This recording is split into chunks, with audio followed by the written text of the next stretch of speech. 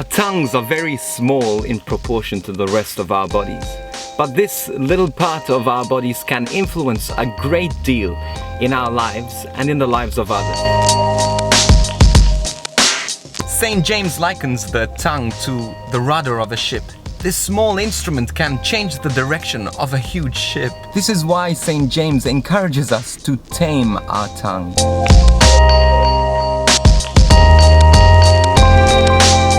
One way we can sometimes unknowingly do this is through gossip. So what is gossip? In general, the term gossip can apply to talk that is of a personal or trivial nature. But the sin of gossip is more specifically considered to be idle talk and rumor about the personal affairs of others. It usually involves uncharitable or inappropriate conversation about others not present. Gossip can ruin a person's reputation, and this reputation is sometimes irreparable. There's a story of a man who went to a priest to confess his sins. While he was in confession, he confessed the sin of gossip.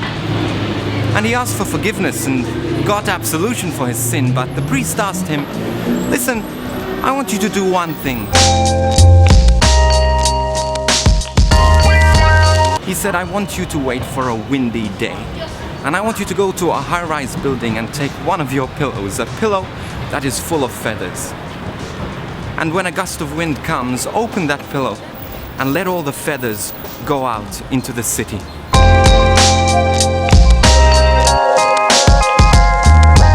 After you have emptied all the feathers, he said, "Go back down and pick up every feather." "This is impossible," he said. "How can I pick up every feather? There's no way I could do it in this lifetime or even lifetimes to come." And he told him, that is pretty much what gossip is like.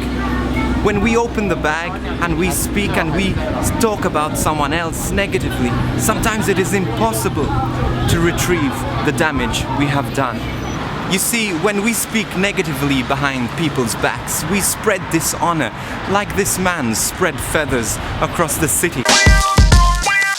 One of the most precious things a person has is their reputation, because in it lies their capacity to interrelate with others.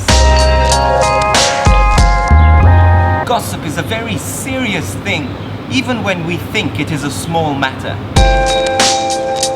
St. James asks us to consider how a great forest can be set on fire by a small spark.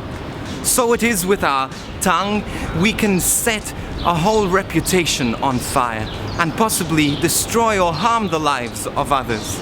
Now, it is true that sometimes we have to have conversations about people who are not present. Perhaps we're seeking advice on how to deal with a delicate situation.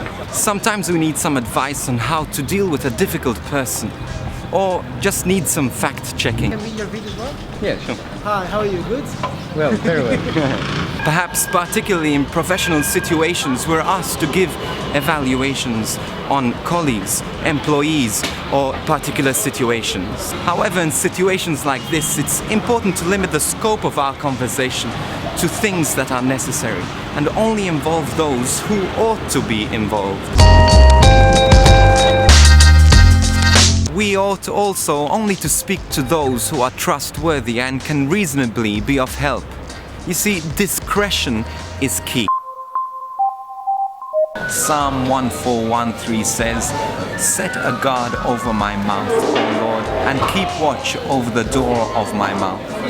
So yes, Lord, protect our hearts, protect our minds, protect our mouths, so that this mouth may be used only to glorify you and to lift people and to encourage them to their God-given potential.